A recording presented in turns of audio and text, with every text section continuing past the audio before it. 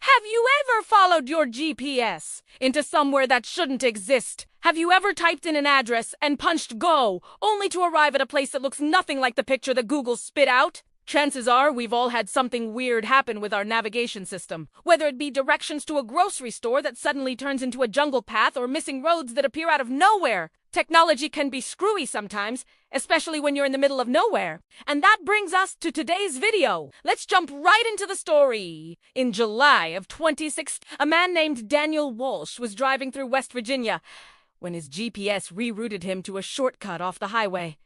What he found wasn't just a detour. It was a town that wasn't listed on any map. A town that no one believes is real. Until now. Daniel was on a solo road trip to visit family in Ohio. Somewhere near Parkersburg, his GPS glitched and offered a faster route.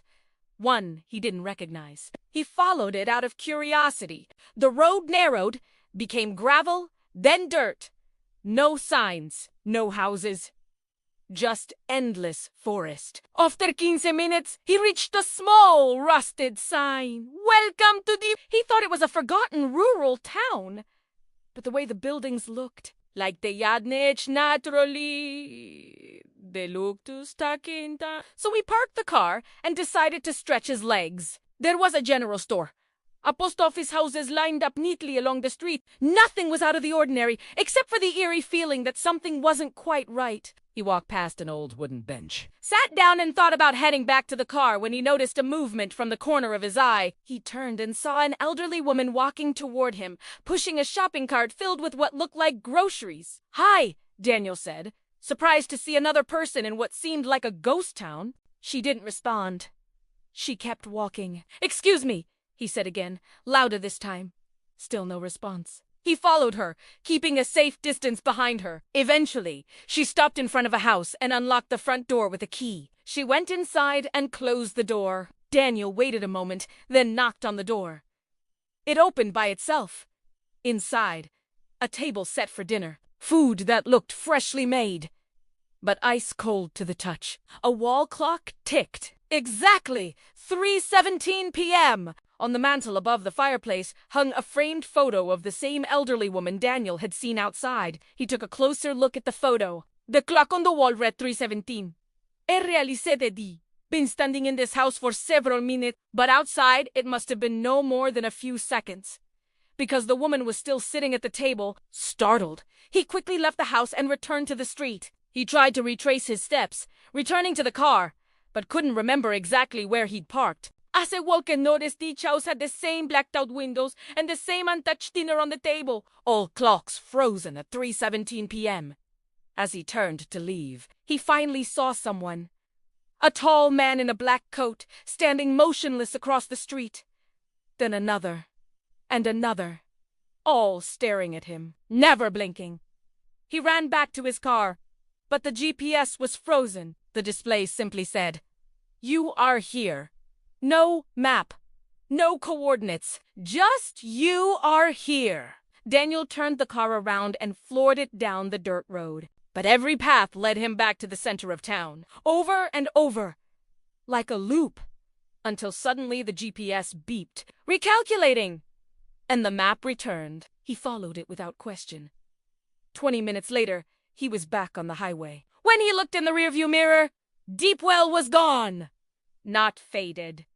Just gone. Daniel's GPS had given him directions to a place that should not exist. Back home, Daniel searched for Deepwell online. No records, no photos, no history. He posted his story on a small Reddit thread. Got 5 replies. 4 were trolls, but one just said, "You saw them too?" The user account was deleted an hour later. When stories like these surface, they often bring about criticism. Most people are quick to point out flaws in such tales, offering alternative explanations. And this story is no different. We have several comments on this very topic already pointing out that Daniel could have been experiencing some sort of hallucination or delusion. While it is possible, it seems highly unlikely that Daniel experienced something called autoscopic phenomena while driving in broad daylight. AP is a rare neurological condition that causes a person to see themselves from an external perspective, like watching yourself in a third-person view. Those who experience AP often describe it as a dissociative experience, saying they feel as if they've left their body. It's more commonly associated with sleep paralysis, which occurs during the transition between wakefulness and sleep. But Daniel says he was well rested and there is no evidence to suggest that AP can be triggered by simple fatigue. A more likely explanation might be that Daniel inadvertently stumbled upon a hidden community. Daniel may have accidentally taken a detour off the beaten path and ended up in a secluded part of town. Some commenters say that it is entirely possible that Deepwell is simply an unincorporated community that is listed on public maps or easily found on the internet. According to the United States Census Bureau, there are thousands of unincorporated communities in America. Places that have a name and residence but aren't officially incorporated into a city or county. These communities often don't appear on standard maps or websites like Google. Still, we're talking about a town with a population of around 250, maybe 300 people. And it's not like people would just forget a town existed. It's very likely that a town this size would be documented in some way, even if it is unclassified. And as far as we know, there are no known settlements in the area that match Daniel's description of Deep. Perhaps the most plausible theory is that Deepwell is a fictional creation that exists only in cyberspace. Our digital world is full of virtual communities designed to mimic real towns or cities. Some are created for entertainment purposes. Others serve as social experiments. For example, in 2011, a group of programmers created a fake town called Central City on the side of a mountain in Utah. The town appeared on Google Maps as if it were a real community, complete with streets, houses, and businesses. But everything was fake. There were no residents, no police, no life whatsoever. It was an elaborate prank that exposed a flaw in the mapping software. It's also possible that Daniel encountered a glitch in the matrix, so to speak. Believe it or not, there are several reports of strange anomalies that appear on Google Maps. They read normally harmless things, like giant pink spots in the middle of the ocean, or oddly shaped blobs in parking lots. But once in a while, something more unusual shows up. In 2014, for example, Google Maps users noticed a giant swastika in the snow outside a hospital in Israel. Other times, the glitches are downright creepy. In 2017, a man discovered a ghostly figure wandering through the woods in northern Wisconsin. At first, it looked like a normal person, just a little pale. But when the man walked closer, he saw that the figure was transparent. That's not a bug.